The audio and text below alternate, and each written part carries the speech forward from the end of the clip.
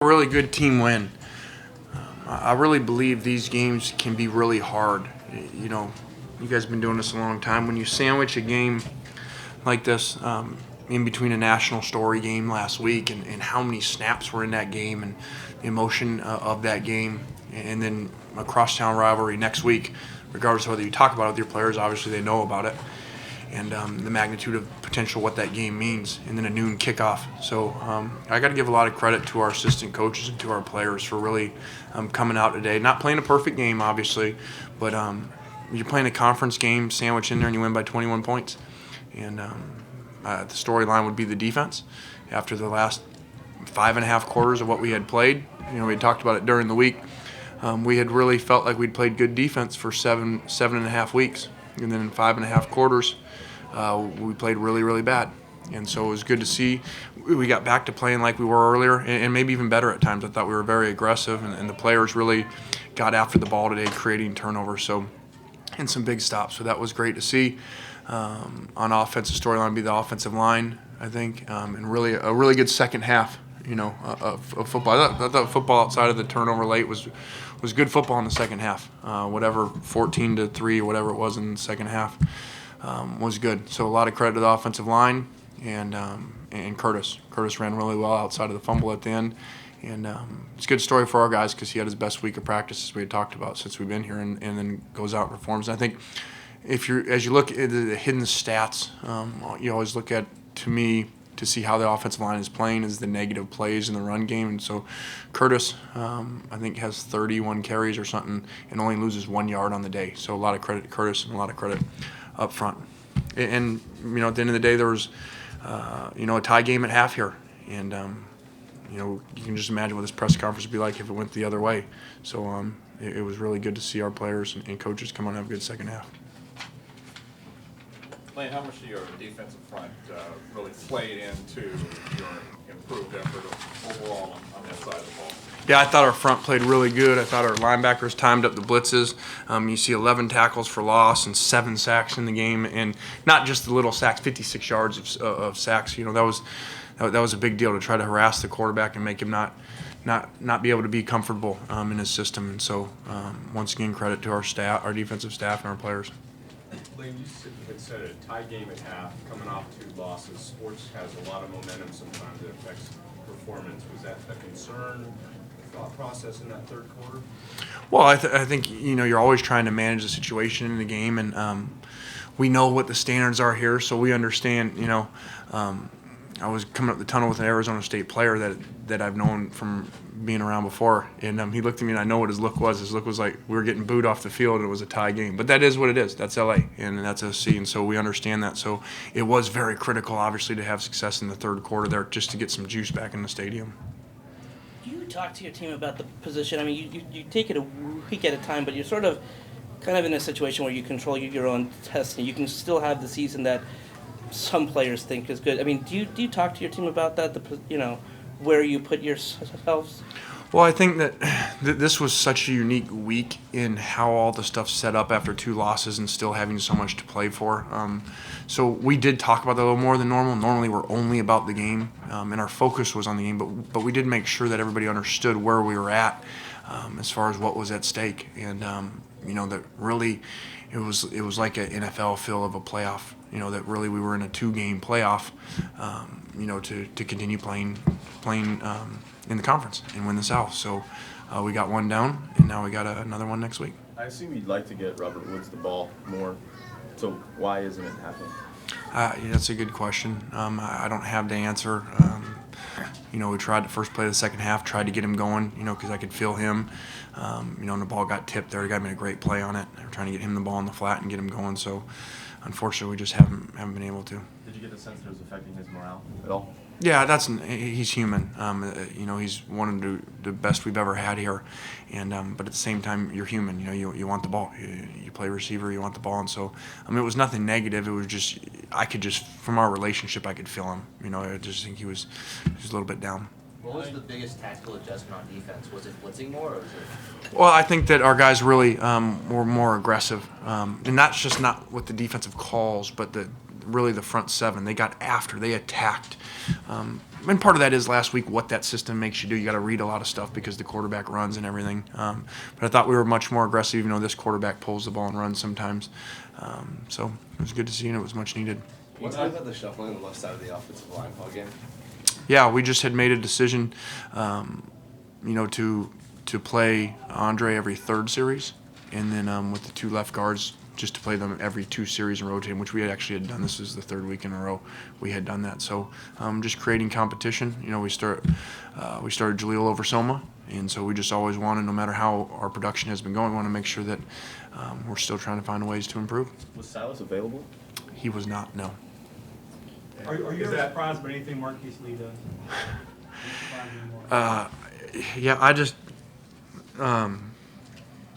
I was really about to the point of thinking there's just some really bad karma going on this week, because about 45 minutes before the game, Marquise comes in my locker room and he's freaking out because his face is all swollen and he'd had an allergic reaction to something. And I'm going, this really can't be happening right now. The arguably the best player in college football over the last couple of weeks with everything we got going on. And so a credit to our medical staff. They did a great job, and they calmed it down. He was not himself today, actually. As well as he played, he'll go get that long touchdown pass. That long touchdown pass isn't even contested when he's himself. You could see today that had affected him. And then he had to IV at half, and he felt a little bit heavy.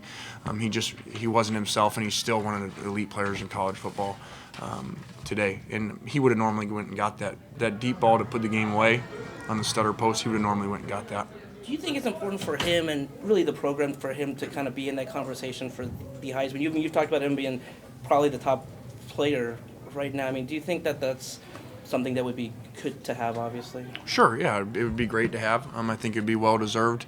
But our guys understand individual awards come with team success. And so I've said it before, if we wouldn't have screwed up these couple games, maybe we're sitting here with 1 loss, the conversations of him and Matt with awards would probably be different. Do you ever worry about using him too much or relying on him too much, taking away maybe from other guys?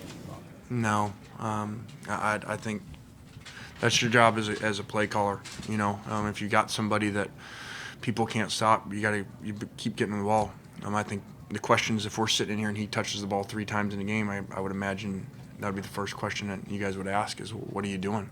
How do you not get that guy the ball? So I think it's critical. I've always said I compare offense to basketball by the way that you call plays. If you have a shooter that's hot, the last thing you do is pass. The turnover's still a real concern. Yeah, unfortunately, unfortunately, we turned the ball over like that. Fortunately, we were able to win with that. And critical turnovers, or we probably would have seen the first half be like the second half, and the game wouldn't have been close the way our defense was playing it. And we were moving the ball. We were just we were shooting ourselves in the foot. But a great penalty day again. I think 4 penalties for 30 yards. So once again, credit to our players improving in that area. Coach, with the video, with the Heisman video coming out this week, did you view today as a platform? No, we're just trying to win.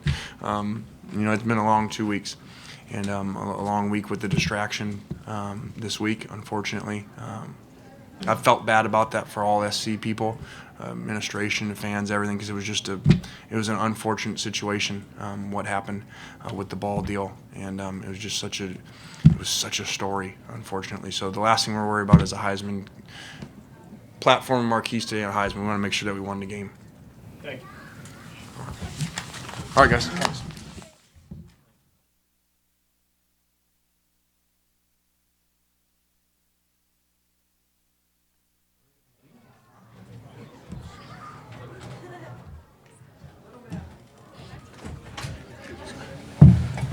Here we have Curtis and Matt and TJ here for you.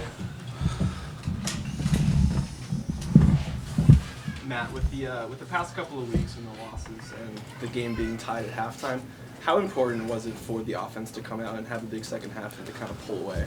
Yeah, we knew we needed that, and we knew the defense was playing well, and we were just shooting ourselves in the foot. So we knew we had the game in hand, and made some adjustments as to what Arizona State was doing when they first came out, and we ended up, through the second half, shutting them down, and with the help of the defense, giving us the ball back at certain times. we got the ball in the end zone, and that's what we needed. Are we surprised there didn't booze there? It seemed the crowd was getting on there. You repeat that? To hear the booze there. It was a tie game. Then the crowd started getting. What was the first word you said? To hear the booze. Oh, booze. I don't really hear those. I kind of block out noise, so I didn't hear those. I said booze. Well, you did say booze, but yeah. Can you explain from a defensive perspective what it's been like the past couple of weeks and coming into this week? It's been rough. I mean, it's been rough just because we know what type of defense we are. We know what type of players we have, what type of playmakers we have, and the other teams have gotten the best of us for the last couple of weeks, and this is a big game for us to get our swag back and for us to come back and have a good week of practice and get that nasty taste out of our mouth. It's just something that we had to do, and especially for our offense, who's been holding us down for the last couple of weeks for as much as they could, and we weren't able to come through on our end. So for us to come back and do that today, this week is very important. As a player, the coach talked about this being a sandwich game, a week after a tough loss and the week before the rivalry game. Is that something you guys even take into consideration during the week of practice leading up to this game? No, I don't see it as that. I just see it as our next opponent. I mean, UCLA is our next opponent, so we have to get ready to go and handle that. But I mean, it is a rivalry game, and we are coming off of a big loss. So for us, this game was something that was more important than any game of the season. This game was just important for us to come back, get that feeling back that we need, get the respect back that we need, and go back and go into this rivalry game with a good head and with a clear head and be able to go and tackle full force. Hey Matt, do you like where this team is at in the sense that for all the stuff that's happened, you kind of put yourself in a position where you could win the division, play for the conference and all that? Yeah, I think a lot has gone on this year, both on the field and off the field. And I think our guys have done a great job of, at this moment, of really focusing on what matters, and that's to win these games and to decide our future, which we can do. A lot of teams have to hope other teams lose or hope other teams win so that they get a bid at that championship game. But we went out and we're playing in that championship game, and so I think it's a good situation for us to know what we have to do.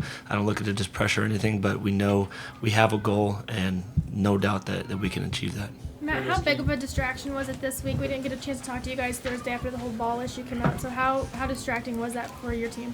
Not really. I don't think the players weren't really talking about it in the locker room or anything like that. Always there's attention on social media and stuff like that, and what the media pushes out. But to us, we weren't talking about it on the practice field or anything like that. You just kind of brush it off, and you have to focus on football. And so I don't think it got to us at all. Did you know the balls were different last week when they had the problems? No. You can't tell the difference when you... No, I didn't know anything was going on. I can't tell the difference. Curtis, can you describe the touchdown run, the touchdown reception you had, where it looks like you kind of broke a couple of ankle tackles and sort of kind of laid developed?